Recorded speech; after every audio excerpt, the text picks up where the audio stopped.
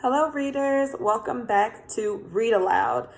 It is story time. S-T-O-R-Y, a story. We have been reading Junie B. Jones and the Stupid Smelly Bus. So far, we have read chapters 1, 2, 3, 4, 5, and 6. Today, we're going to read chapters 7 and 8. Chapter 7 is called Peeky Holes and Spying. Chapter 8 is called The Dangerous Nurse's Office. As we read, we're going to read, stop, and think. That's the strategy that we've been using to find the main idea.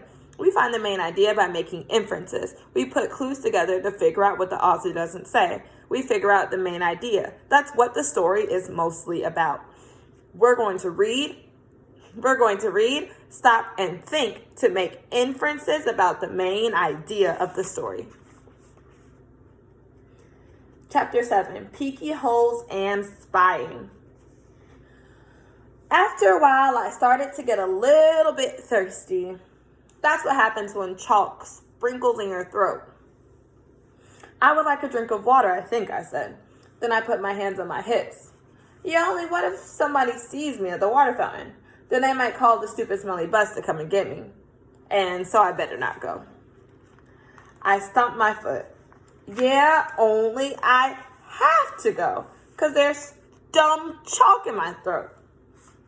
Then all of a sudden, I got a great idea. I pulled a chair over to the door, and I peeked out the window at the top. I'm a good peeker. One time, I peeked right into Grandpa Miller's mouth when he was sleeping, and I saw that dangly thing that hangs down the back of his throat, but I didn't touch it, because I didn't have a little stick or anything, that's why. Anyways, I didn't see anybody in the hall, and so I opened the door a crack, and I sniffed, because when you sniff, you can smell if there's people around. I learned sniffing from my dog, Tickle. Dogs can smell everything. People can mostly just smell like big smells, like stink and flowers and dinner. Nope, don't smell anyone, I said. I ran to the water fountain and drank for a long time, and nobody tapped on me and said, "Hurry up, girl." After that, I stood on my tippy toes, and I tippy-toed to the media center, because I love that place, remember? The media center is kind of like a fort. The shelves are like walls, and the books are sort of like bricks, and you can move some of them around and make peeky holes. Peeky holes are what you spy out of. Then if you see somebody coming, you can make your breath very quiet, and they won't find you. I spied for a long time, but nobody came. The only people in the media center were just me and some fish. The fish were in a big glass tank. I waved at them in there. Then I stirred them with a pencil. I love fish very much. I eat them for dinner with coleslaw. Just then I saw my most favorite thing in the whole world. Its name is an electric pencil sharpener. And it was sitting right on the librarian's desk. "Hey," I said, very excited. "I think I know how to work that thing." I looked in the desk drawer, and guess what? There were lots of brand new pencils in there, so I sharpened them. It was funner than anything because an electric pencil sharpener makes a nice noise. And you can make pencils as teeny as you want, and you can just keep pushing them into the little hole, and they just keep on getting teenier and teenier. It doesn't work on crayons, though. I tried a red one, then the pencil sharpener slowed way down, and it made a sound, and after that, it didn't go anywhere. So I heard a noise. It was walking feet, and it made me scared inside, because I didn't want anyone to find me, that's why. And so I squatted way down, and I looked through my peeky hole.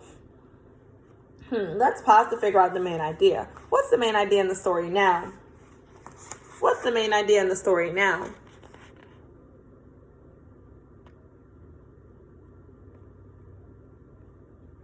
Let's think about Junie B. Jones' actions, feelings, and her mental state.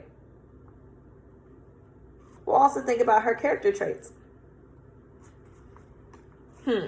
We see that Junie B. Jones is hiding in the library. She's feeling scared because she thinks somebody is coming to get her. She doesn't want to get caught. She's probably thinking, was it a good idea to come in the media center?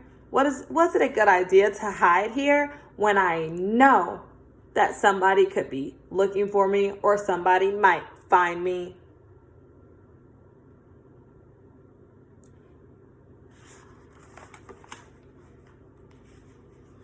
Then I saw a man with a trash can. He was singing "Somewhere Over the Rainbow." That's a song I know. It's from my favorite movie, which is called The Wizard of Oz. The man with the can didn't see me. He walked down the hall. Then I heard him go outside. I stayed squatted down for a long time, but he never came back. Phew, that was a close one, I said. And so then I ran to find a better place to hide. What do you think is going to happen next? Let's find out. Chapter 8, The Dangerous Nurse's Office. Guess where I ran to? Straight to the nurse's office, of course, because there's those little plaid blankets to hide under. There's other neat stuff in there, too, like a scale to weigh yourself and a sign with a giant E and other letters. The nurse uses that sign to test your eyes. She points to the letters, and you have to yell out their names. You have to yell the E the loudest. That's how come it's so big. And guess what else I saw in the nurse's office? Band-Aids. That's what I love those guys. They were on top of the desk, and so I opened the lid and I sniffed them. I said, because Band-Aids smelled just like a brand new beach ball.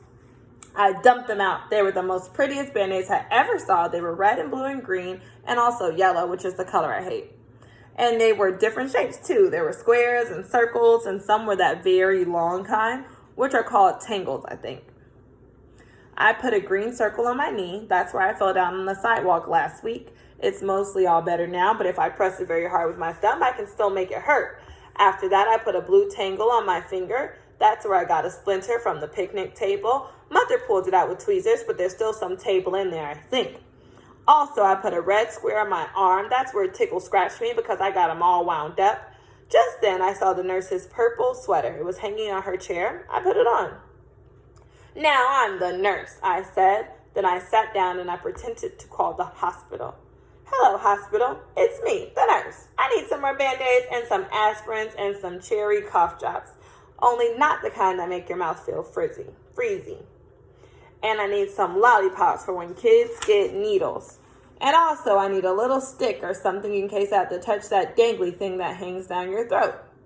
Then I pretended to call room 9. Hello, missus. Please send that Jim to my office. I have to give him a shot. Just then, I saw my most favorite thing in the whole world. They were near the door, and their name is crutches. Crutches are for when you break a leg. The doctor puts it in a big white cast, and you just have your piggy sticking out, and you can't walk on it, and so she gives you crutches to swing yourself. I ran over and picked them up. Then I put them under my arms. Only they were way too long for me, and I didn't swing that good. And so then I got another idea. I carried them to the nurse's chair.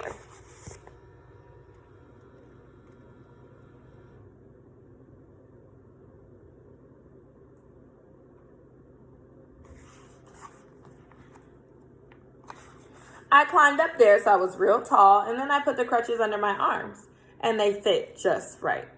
After that, I stood on the edge of the chair, and I leaned forward very slow, except then a terrible thing happened. The chair was on wheels, and it rolled away from under my feet, and I got stuck on the crutches way high in the air, and I was very dangly up there. Hey, I shouted, get me down from here. Then I wiggled around, and one of the crutches slipped, and I came crashing down, and I banged my head on the desk. Ow! I yelled, ow, ow, ow! Then I picked up the phone again. I quit this stupid job, I said, and I ran out of there very fast. The nurse's office is a dangerous place, and crutches are no longer my favorite thing.